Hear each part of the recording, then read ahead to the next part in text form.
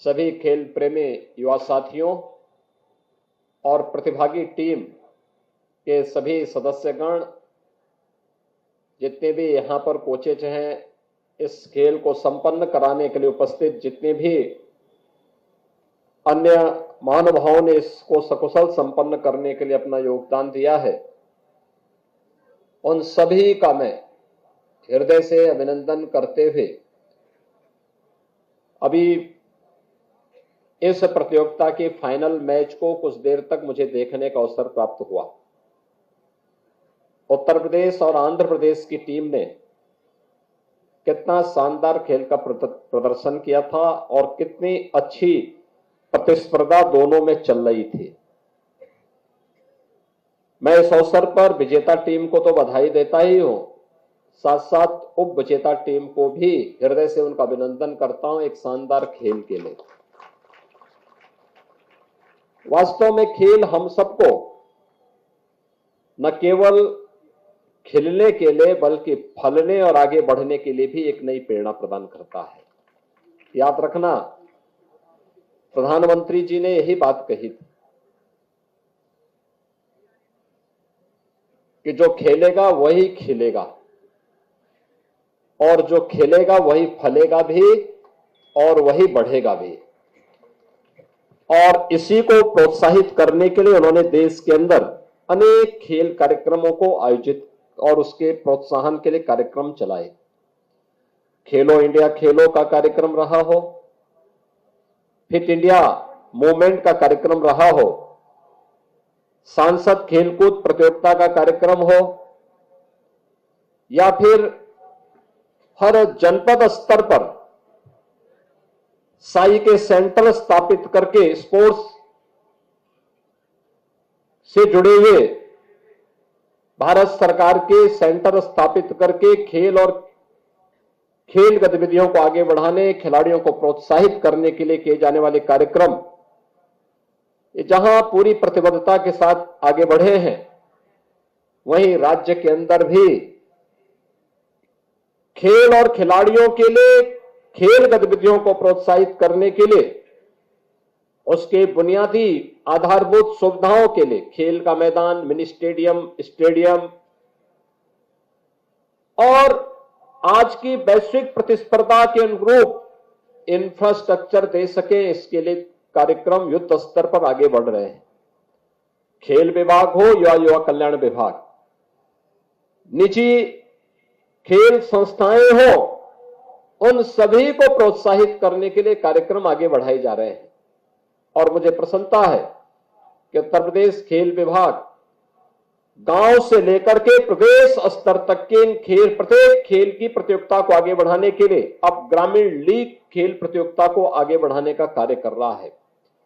हम विधानसभा स्तर पर विधायक खेलकूद प्रतियोगिता को भी प्रोत्साहित करेंगे। मैं सभी मान्य विधायकों से इस बात का आह्वान करूंगा कि अपने अपने विधानसभा क्षेत्र के अंदर अलग अलग खेलों से जुड़े हुए खिलाड़ियों के लिए प्रतियोगिता का आयोजन करें। ग्राम पंचायत स्तर पर, न्याय पंचायत स्तर पर, ब्लॉक खंड स्तर पर, विधानसभा स्तर पर, और फिर वही जब जनपद स्तर पर हो वही सांसद खेलकूद प्रतियोगिता में परिवर्तित हो जाए। ये चीजें आगे बढ़ेंगी और इन्हें प्रोत्साहित करने के लिए हम लोगों ने अब प्रदेश के अंदर निजी संस्थाओं को जो स्पोर्ट्स एकेडमी संचालित करते हैं उन्हें शासन के स्तर पर प्रोत्साहित करने के लिए भी अपनी नीति में संशोधन किया और संशोधन करने के साथ साथ यह भी सुनिश्चित किया कि हम उन्हें तो सहायता देंगे ही, साथ साथ जो खिलाड़ी अंतर्राष्ट्रीय प्रतियोगिताओं में, वर्ल्ड चैंपियनशिप में, ओलंपिक में, कॉमनवेल्थ में, एशियाड में या फिर नेशनल गेम्स में मेडल जीतेंगे प्रदेश के लिए, देश के लिए, उन्हें हम उत्तर प्रदेश शासन की नौकरियों में सीधे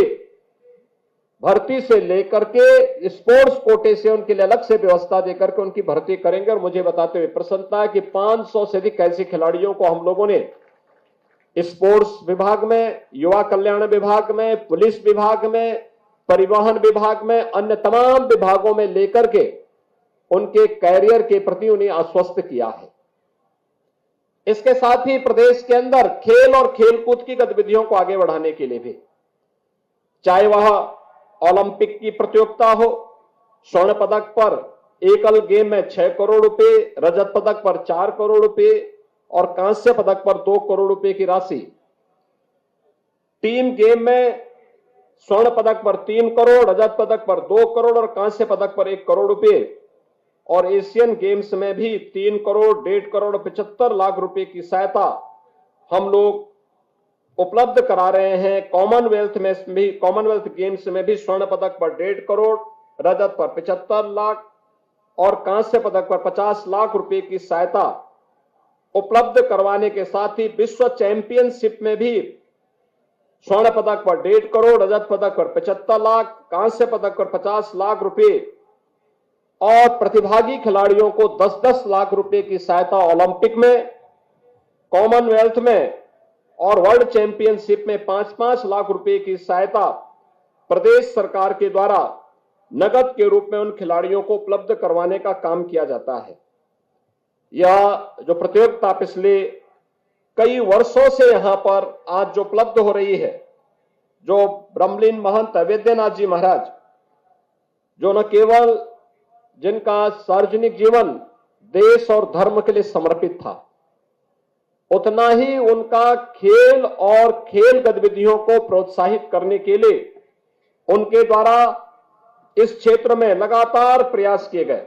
और आज मुझे प्रसन्नता है कि 1 दिसंबर से 4 दिसंबर के बीच देश का प्रदेश सरकार के द्वारा नगद के रूप में उन खिलाड़ियों को उपलब्ध करवाने का काम किया जाता है। यह जो प्रतियोगिता पिछले कई वर्षों से यहां पर आज जो उपलब्ध हो रही है, जो ब्रह्मलीन महंत अवैधनाथ जी महाराज, जो न केवल जिनका सार्वजनिक जीवन देश और धर्म के लिए समर्पित था, उतना ही उनका खेल और खेल गतिविधियों को प्रोत्साहित करने के लिए उनके द्वारा इस क्षेत्र में लगातार प्रयास किए गए। और आज मुझे प्रसन्नता है कि 1 दिसंबर से 4 दिसंबर के बीच देश भर से आए हुए खिलाड़ियों ने इस प्रतियोगिता में भाग लिया और 12 टीमों ने भाग लेकर के देश भर की प्रतिष्ठित 12 टीमों ने इसमें भाग लिया, जिसमें 190 खिलाड़ी और ऑफिशियल्स इसमें भाग लिए। उन्होंने इसमें स्थान प्राप्त किया और प्रतियोगिता में आज जब विजेता टीम, यहां पर विजेता टीम है, उन्हें 2 लाख रुपए, उप विजेता टीम को 1 लाख रुपए और सेमीफाइनल में दोनों टीमों को 50-50 हजार रुपए की राशि यहां पर उपलब्ध करवाने की कार्रवाई यहां पर आज उपलब्ध करवाई जा रही है। मुझे प्रसन्नता है कि उत्तर प्रदेश ने देश को अनेक कबड्डी के क्षेत्र में प्रतिष्ठित खिलाड़ी उपलब्ध करवाए हैं। इनमें श्री संजीव कुमार को, श्री ब्रजेंद्र कुमार को, श्री यशपाल सिंह को, श्री पदमवीर सिंह को, श्री राजेश कुमार सिंह को, श्री धर्मवीर सिंह को, योगराज सिंह को, श्री किरणपाल सिंह, श्री जितेंद्र कुमार सरगम, श्री राहुल चौधरी, श्री नितिन तोमर, यानी ये सभी ऐसे खिलाड़ी थे जिन्होंने अपने जज्बे से इस खेल को एक नई ऊंचाई प्रदान की। और कबड्डी एक ऐसा खेल है, वह केवल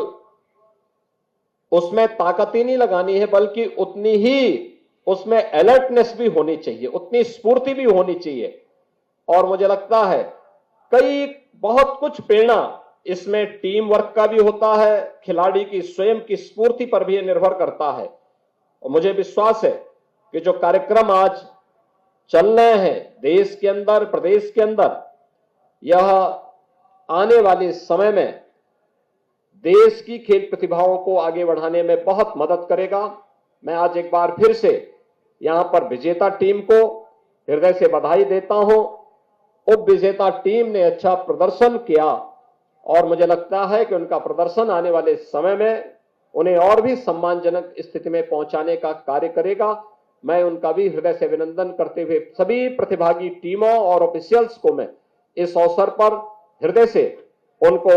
एक बार फिर से अभिनंदन करते हुए बधाई देता हूं, अपनी शुभकामनाएं देता हूं और विश्वास व्यक्त करता हूं ये खिलाड़ी अपने खेल प्रतिभा के माध्यम से आने वाली पीढ़ी के लिए एक नई प्रेरणा प्रदान करेंगे। आप सबके प्रति मेरी शुभकामनाएं। धन्यवाद। जय हिंद।